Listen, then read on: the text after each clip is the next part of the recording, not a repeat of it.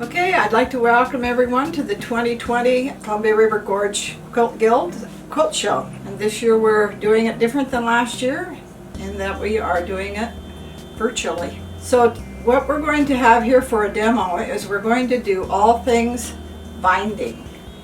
We're going to talk about everything that you need to know about how to put a binding on and what the judge is looking for when he's looking at your binding and how you can accomplish that.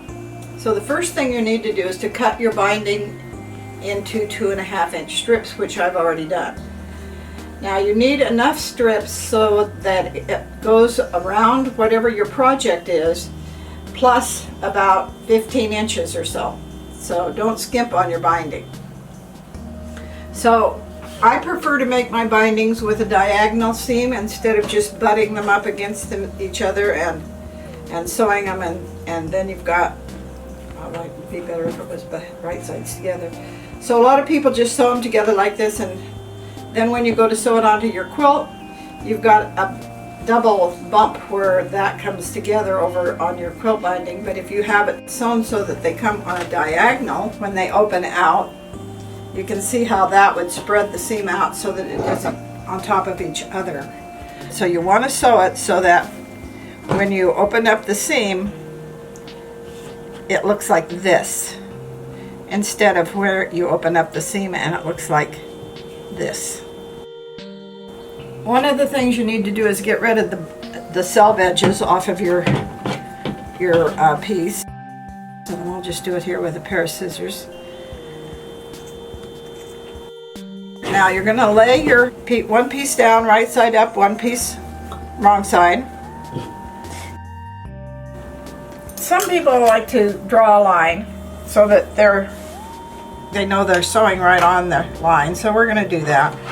You're going to line these up so that they're at right angles to each other, and be sure that they're facing right sides together. And then I like to leave a little bit here and a little bit here because it's easier to see where I'm going to draw my line. You're going to right into that corner, right here into the corner there where it comes together, and draw your line diagonal. Now that's the line that you're going to sew on. Now I'm using white thread so that it will show up. It's best if you can match your thread to the fabric. So I would ordinarily be using blue thread for this, but because of the fact that I want you to be able to see where I'm sewing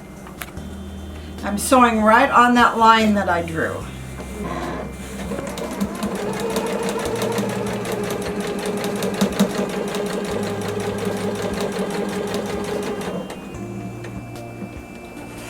This is where we sewed across the diagonally. Now we're going to open it up just to be sure it's right before we trim the seam, because after we trim the seam then it'll be harder to redo it. So that looks okay, so now we're going to trim the seam. It doesn't have to be exactly 1/4 inch or anything like that. It just needs to be a seam. Now I'm going to trim off this selvage and sew the other pieces together here exactly the same way. Just like we did the other one. Right sides together, which I just about did them wrong sides together. So I'm going to keep track here of what's happening. So then if I sew this, before I sew it, I'm going to open it up. Okay, that's right. If I sew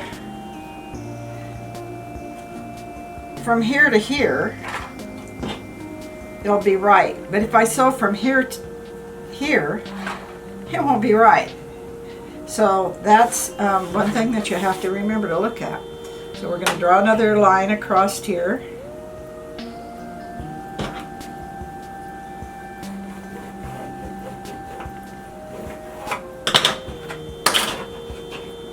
And you can stick a pin in it if you want to be sure that it's going to stay exactly the way you wanted it while you move it over to the sewing machine. Again, we're sewing right down the line.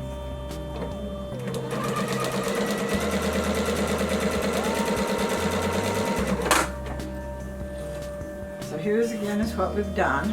Sewn across there, open it up.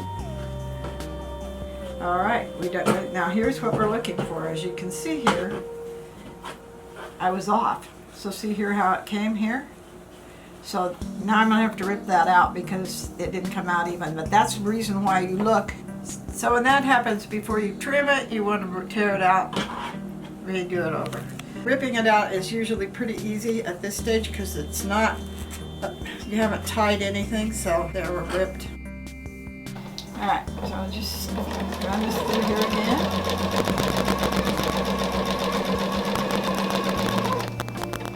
And we'll see if we did better this time. Perfect. Okay, so there we've sewn across again. We check it out. Now it's even. And then we're going to trim it, and then we're going to go over to the ironing board.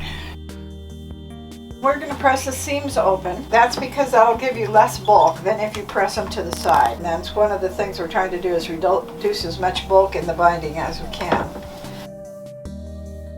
The next thing we're going to do is we're going to press this together lengthwise. We're going to fold it in half and press it so we end up with a double thickness, and you want to put the wrong sides together for this pressing, so you have right sides are facing you and the wrong sides are not visible because they're folded together. And try to be pretty precise when you press it, because you're going to need to keep both of these really even as you sew it onto your project. We're going to be doing placemats so that we don't have to have nearly as much binding as we would if we were doing a big quilt. And I've decided to do the placemats because they're small and it'll be easier to maneuver here for demonstration purposes. Plus I don't have a quilt at this point in construction at the present time either. Alright, so we're going to put a binding on this placemat.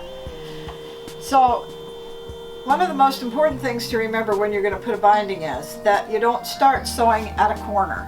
Never start putting your binding on at a corner. You start in the middle of either one of the sides or the bottom or the top. And you never start at the end of the binding. We're going to leave it a nice long tail here, so we're going to start sewing right here where I'm putting in this pin. Now what I've done is I've lined up the two raw edges of the binding that I've pressed in half with the raw edge of the placemat. So we're going to start here kind of in the middle, and we're going to start there. And we've lined up these two raw edges with the side of the placemat. And then I'm going to sew 1/4 inch all the way around the placemat until I get back to the other side. And as we go past the corners, I'll be showing you how to do the corners. On my machine, I can move the needle to the right so that when I sew with the edge of the presser foot going right along the edge of the project, my seam will be 1/4 inch.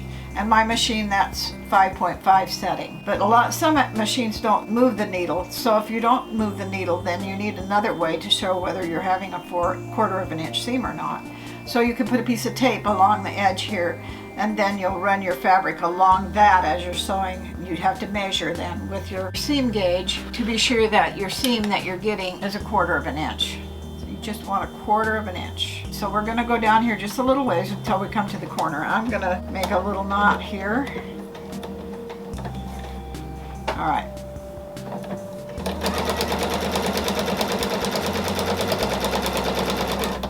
Now this is important about turning the corner. So when you get down here almost to the corner, you want to stop sewing 1/4 inch before you get to this end of the corner. Take your seam gauge, set it here, and note where that's going to come, and sew right to that point.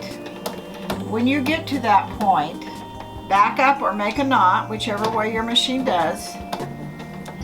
Remove your project from the sewing machine and cut the thread. Lay it out on the table, and you're going to make a 45-degree fold. So that means that this part that's folded over here is going to go straight up. Now you can pin that. After you've folded this up, finger press it kind of, bring it down, fold it back over so that it's now even. Your fold line is right there, and then you can pin it. Now when you're ready to start sewing, you're going to start sewing up here and you're going to go straight down. Now we'll get 3 more chances to look at that because we have 3 more corners. Now we're going to go ahead and continue sewing our binding on. And again, we're going to come down here 1/4 inch from the end and stop. Take it off again, catch your threads, come back to do the same thing that you did before. You're going to fold it up. This is a 45, but all you need to really notice is that this is parallel to the edge of your project so that you know that's a 90. Now you're going to come over this way like this, fold it back down, line it up so that it's straight along the edge, and then pin it.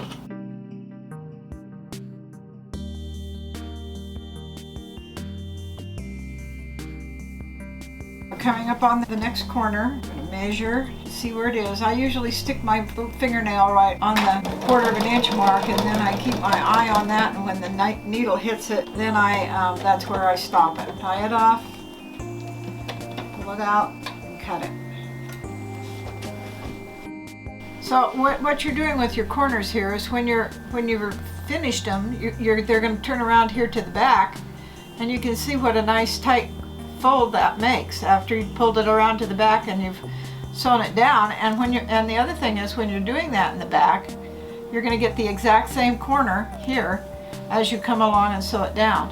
And it's not very easy to see it because of the color of it, but that's our tight corner. And that's what we're after, those little corners with the fold right in the corner. All right, so we're going to fold this one again. Fold so that it's nice and parallel here to the edge. Fold it down so it's even with the top, nice and straight, and comes right along the edge here where we're going to sew it.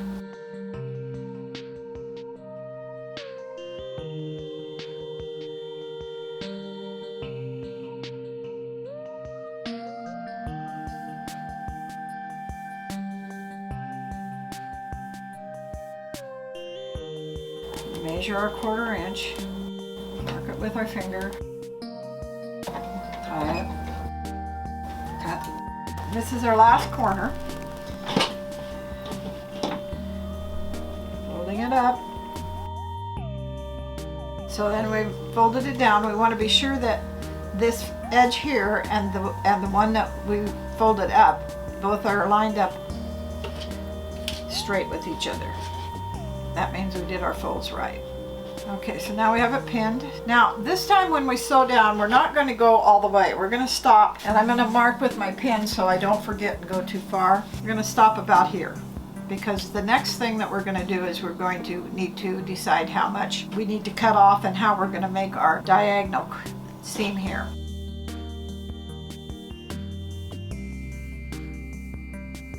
Okay, then here, when you're ready to stop, tie it off or back up, because you're going to be putting some stress on this as you are measuring it. This is the part that people think is really hard, and it's really very simple. You want this to come together and match, and so you're going to say, well, how much room do I need? So bring both of your pieces like this and fold them over and pretend that you just butted them up against each other and sewed them.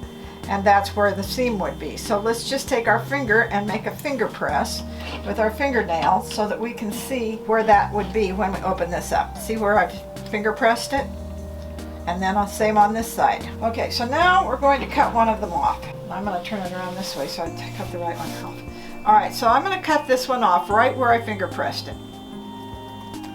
Now, this is my pattern that's going to help me cut the other side off the exact amount that I need. I'm going to take this and open it up so that I have the full width of my binding.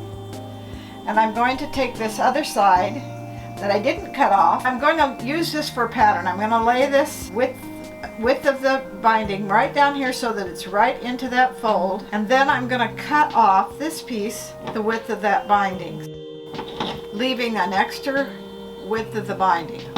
Okay, so this one is now as much longer than the other side as the width of my binding. If you notice, here's my fold, and the width of the binding is what I made it longer. This comes the part that you have to kind of think about. We want to sew this together so that we have the diagonal seams like we did when we were putting our pieces together. We don't want just a blended up seam. So we're going to open this up, and we're going to open this one up, and this is why you need enough space here to work. And if you don't have enough space, you might have to rip it out and give yourself some more space, which it looks like maybe I will. So then you're just going to release a few of your stitches and pull this back so you have a little bit more room to work with. And don't feel bad if you have to do that, because it happens quite regularly. Okay, and then you're going to open this up and you're going to lay this again across it like we did before. Right sides together, crossing each other at a right angle. And in order to do that, you're going to have to fold your project. So on a placemat, this is a lot easier than it is if you're doing this on a quilt, but the process is the same. I'm a little bit spatially challenged, so sometimes it doesn't come out that I've sewed it the right direction. So I'll take some pins and I'll pin it up like as if I was sewing it from one corner to the next. So that's representing some stitching, and we'll do the same thing over here, representing some stitching. Now, if I open this up, well, what do you know? It's going to come out right. You can see that it's going to lay out right and without a twist. Sometimes if you got it sewn it backwards or you've laid it backwards, there'll be a twist. So if there is, then you just have to take out your pins and repin it until you get it right. So, but this is right this time. So now I can mess with it to be sure that I get it flat enough that that I can sew it without messing it up. So I'm going to give myself a little bit more room here because I'm a little crowded. So I want to be able to lay those both very flat. Now I'm going to sew from this corner to that corner. As you lay it down here on the throat plate of your machine, fiddle with it so that everything is laying out flat and you're not going to be sewing something in where it doesn't belong. And when you think you've got it, then take out the first pin, line it right up there at the corner so that you can start sewing. This is a short seam, so if you miss the corner and it comes out so that it's not straight, all you have to do is just pull the thread like we did before and re-sew it. So it's not a big deal if it doesn't come out perfect the first time. Aiming for this corner, which is right down here between my fingers. So I'm just going to line it up and eyeball the straight line between there and there and sew. Okay, now we'll see how we did. Don't ever cut anything off until you're perfectly satisfied got what you wanted. That looks good. I'm happy with that. So now that I'm happy with it, I can trim the seam. And then I'm going to finger press the seam open. And if you want, you can take it over to the iron and iron it, but it really isn't usually worth it. Okay, so now all you have to do now is to go ahead and close it up with your machine. Close up the hole, and then you've got your binding is sewn on. And now this binding is sewn on to the front of the project. And we're going to talk about how to sew it on both to the front or to the back, the different methods of how you finish it up the other side. So this one is sewn on to the front and will be pulled through to the back, which means that it will need to be sewn down by hand, because otherwise you're going to see some stitching that's going to show through on the front that you're not going to be happy with. Okay, we're not going to take the time to sew this whole thing down, but I'm going to show you how I do the hand sewing of the binding to the back. I take my thread, my needle, the smaller the needle is in diameter, the easier this is. Then it's a single thread, and I bury the knot in the seam here. Okay, once I've done that, then I'm ready to pull the binding around from the front to the back. Now, the judges, when they judge quilts, one of the things they look for in bindings is that the binding is completely filled with the quilt. So in other words, when you fold it over, you're going to sew it down over here, and this, when you feel it, you can't feel any spot where the seam doesn't fill up the binding. So if I decided to line this up with the stitch line and say that I was going to put it right along there, then I can feel a lump here where my seam has only come part way into the binding. So I'm going to fold it over as far as I can with this seam filling the binding as I pull it in. You don't want your stitches to show, so there's several different stitches you can use, but I usually just use what I call a ladder stitch. I don't know what the other people call it, but so you're going to take your first stitch here, and you're just going to take a little bit of a bite and to anchor that top down. Now, The next stitch that you're going to take, you're going to run your needle for maybe 1/4 of an inch under through these layers here that are 2 layers of fabric plus the filling, so you can easily hide your stitches into the batting. When you come up barely into that edge of the fold of the binding. Just catch that with your needle. Now the next time you go down there, you want to go right below where you came out that time. So you're going to go right in below where that stitch came out. You're going to take another little bite, come up just on the very edge, and then your next stitch is going to be down into the binding part. Don't go all the way through. You'll feel it with your finger. If you go all the way through, it'll prick you. So don't go all the way through, because you don't want that anything to show on this side over here. And you don't want anything to show on the back, and that's why you're doing these tiny, tiny little stitches into the binding fold. So here's my thread, and if I pull it straight down from where I came out, I can see where my next stitch goes is right where that thread came out, and then I go back up again into the binding fold. Straight down, and then we're going to go right below where the fold of the binding is, running right through like a little tunnel through the batting, and back up again into the edge of the binding. So now when you are looking at this, you cannot see where I sewed. Not just because the camera doesn't show you either, but because my stitches are so close and so tiny that you can't see it.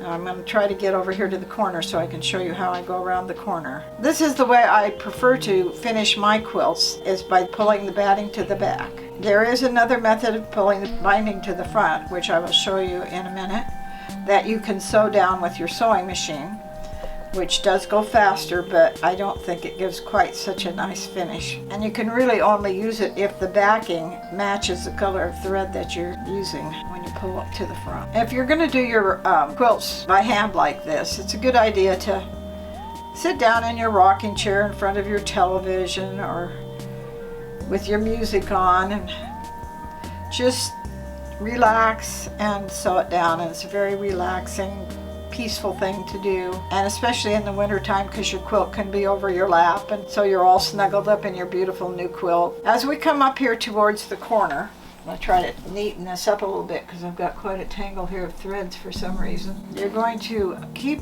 doing this until you get to the corner. When you get to the corner, you'll be able to see where your stitches were, and as you get to the stitches, you're going to come to the corner stitch, and that's where you're going to stop sewing your binding down for the corner. Yeah, the white stitches here, those are the ones I'm talking about. Those are the ones that when you get to that junction right there where they come across here, that's where you're going to sew right to that corner. About 2 more stitches here and we'll be there. Okay, so you're going to get to that corner and you're going to put your last stitch right into that corner, and then make a couple of stitches right there to sort of anchor the corner. Then don't cut your thread. You can see how this looks just like it did on the other side when we stopped sewing. So you're going to keep this flat, everything there. Try to keep your finger right up there so that doesn't move, and fold that over. When you fold that over, it's going to match just perfectly right there in that corner, so that you have a perfectly diagonal little corner there. Now, holding on to that very carefully, you're going to put a couple more stitches in there to hold that corner so it doesn't go anywhere. So you can go ahead and you can just kind of close this up a little bit to give it a little more strength. You what? I sometimes do and sometimes don't. After you've done that, then you can sneak your needle right back down there to the corner, and then go ahead and you're ready to start on down the other side. And your corner is all done, turned, and nice and tight. And the other side, look how nice it looks. Once you've finished with all of your hand sewing, it's going to look like this all the way around, and each one of your corners you're going to do just the way that I did this one. And because this is being videoed, you can go back and look at it over and over again. We're not going to do the whole thing.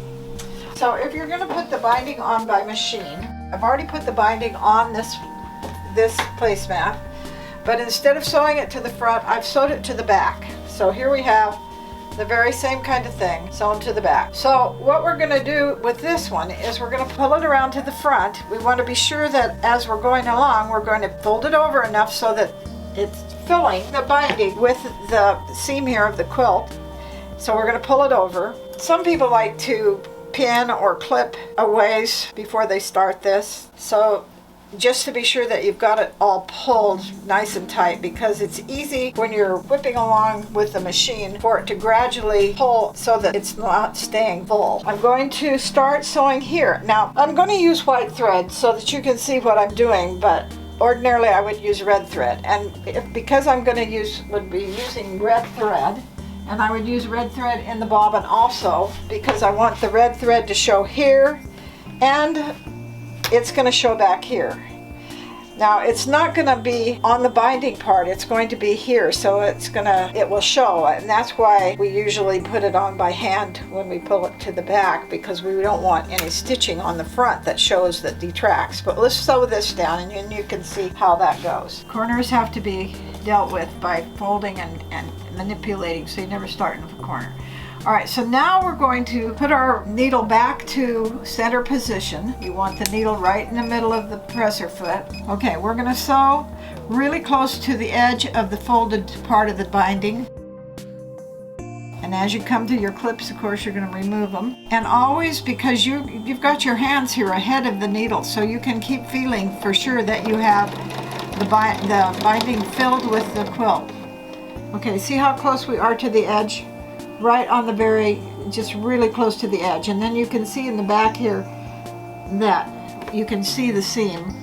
And if it was red, it wouldn't show up. We're just using the white so you can see what's happening until we get to the corner. Then when we get to the corner, we're going to do just like we did on the back of the other one, on a big quilt especially, because it's hard to tell where your diagonal seams that you joined when you joined them together. And here's one right here. Now had that been up here in the corner, it would have been hard for me to turn this corner with that in the way. So when you're laying out your quilt and you're looking to see where your binding is going to go on at, you might want to kind of lay everything out on a flat surface, lay the binding along it, and try to be sure that where these crossover seams comes is a ways away from your corners. Okay, now I'm going to go clear up here to the corner. So over in this corner here, I'm going to sew till I get to this point right here, where this seam here comes across and this seam comes across and meet.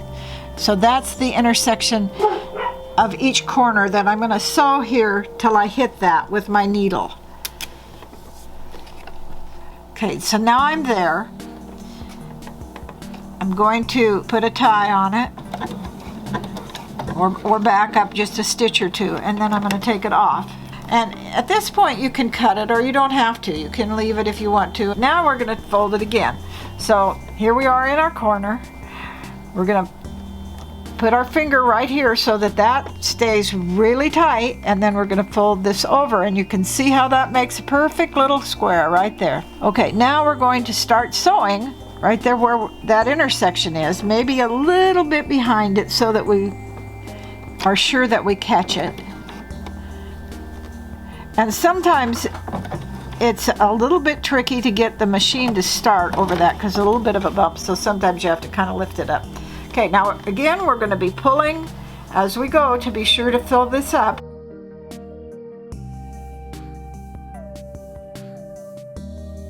Okay, so now once you get really good at it, you can actually fold them in before you get to the corner, but you can certainly do it after you've gotten to the corner too, just like you did before.